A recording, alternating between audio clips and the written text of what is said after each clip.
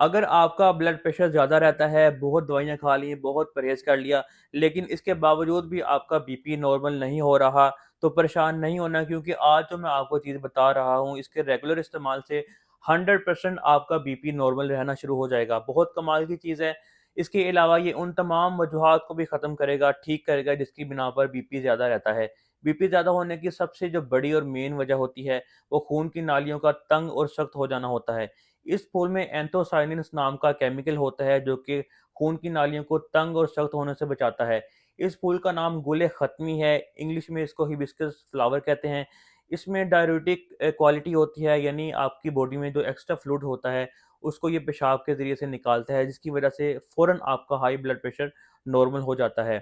इसको आप डेली इस्तेमाल करें, इसका कावा बनाकर इस्तेमाल करें, इसमें 2 से 3 इलायची डाल लें। इसके रेगुलर इस्तेमाल से 100% आपका बीपी नॉर्मल रहना शुरू हो जाएगा।